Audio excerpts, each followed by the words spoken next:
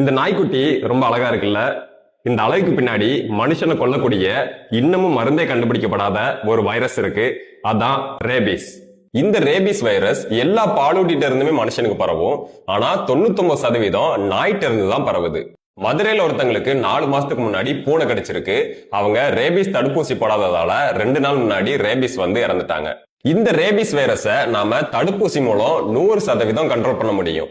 ஆனா தடுப்பூசி போடாம விட்டா இப்படிதான் ஆகும். இதுக்கு பேரு ஹைட்ரோபோபியா. தண்ணியை பார்த்தாலே பயப்படுவாங்க. இது ரேபிஸ்கான ஒரு சிம்டம்ஸ்.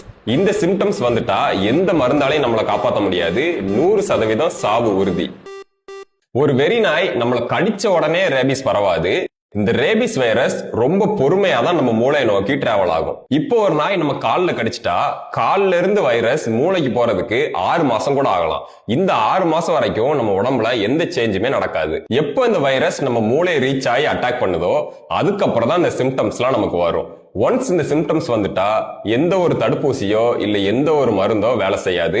10 நாள்ல இறந்துருவாங்க. அதனால என்னை ஒரு நாய் 1 மாசத்துக்கு முன்னாடி தான் கடிச்சது, நான் நல்லா தான் இருக்கேன்னு அசால்ட்டா இருக்காதீங்க. உடனே போய் தடுப்பூசி போட்டுக்கோங்க. தடுப்பூசியை பொறுத்தவரை படத்துல வர்ற மாதிரி தொப்புளை சுத்தி 40 ஊசி எல்லாம் போட மாட்டாங்க. நம்ம ஷோல்டர்ல 4 ஊசி தான் போடுவாங்க. கடிச்ச அன்னைக்கு 1, 3வது நாள் 1, 7வது நாள் 1, 28வது நாள் 1, அவ்வளவுதான். யாரெல்லாம் இந்த ஊசியை போடணுங்கிறத வேர்ல்ட் ஹெல்த் ஆர்கனைசேஷன் 3 கேட்டகரியா பிரிச்சிருக்காங்க. கேட்டகரி 1, இப்போ ஒரு ரேபிஸ் நாய் உங்களை நக்கிருச்சு, ஆனா அந்த இடத்துல உங்களுக்கு புண்ணோ இல்ல வெட்டுக்காயமோ இல்லைன்னா அதான் கேட்டகரி 1. இதுக்கு எந்த ஊசியும் போட தேவையில்லை, நல்லா சோப் போட்டு வாஷ் பண்ணாலே போதும்.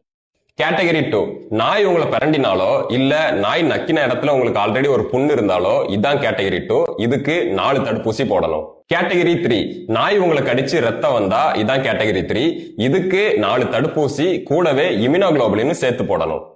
இம்யூனோகுளோபுலின்ங்கிறது என்னன்னா, இப்போ நம்ம தடுப்பூசி போட்டா அந்த தடுப்பூசியில இருந்து எதிர்ப்பு சக்தியை உண்டு பண்ணவே நம்ம உடம்புக்கு 2 வாரம் ஆகும்.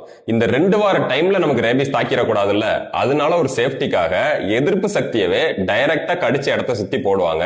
இதுக்கு பேரு தான் இம்யூனோகுளோபுலின். ஃபைனலா சேஃப்டி பிரிகாஷன்ஸ் என்னெல்லாம் பண்ணலாம்? ரேபிஸ் பேஷண்ட்ல 10ல் 5 பேர் 15 வயசு கீழே உள்ள குழந்தைங்க தான். காரணம் என்னன்னா, அவங்க நாய் கடிச்சா பயந்து போய் வீட்டுல சொல்லாம மறைச்சிருவாங்க. தயவு செஞ்சு உங்க வீட்டு குழந்தைங்களுக்கு சொல்லுங்க, நாய் கடிச்சா உடனே வந்து அம்மாட்டையோ இல்ல அப்பாட்டையோ சொல்லணும்னு. நீங்க நாய் வளர்த்தீங்கன்னா ப்ராப்பரா உங்க நாய்க்கு ரேபிஸ் வேக்சின் போட்டு வளங்க. தெருநாயோட உங்க நாயை சுத்த விடாம பாத்துக்கோங்க. தெருநாய்களுக்கு தாராளமா சாப்பாடு வைங்க. வச்ச உடனே தூரமா வந்துருங்க. அதை போய் கொஞ்சிறதோ இல்ல அது உங்களை நக்க விடுறதோ இந்த மாதிரி பண்ணாதீங்க. ரேபிஸ் மனுஷனுக்கு வர்றதுக்கு தெருநாய்களும் ஒரு முக்கியமான காரணம். முடிஞ்ச அளவு இந்த வீடியோ எல்லாருக்கும் ஷேர் பண்ணுங்க. நிறைய பேத்துக்கு இது போய் சேரட்டும்.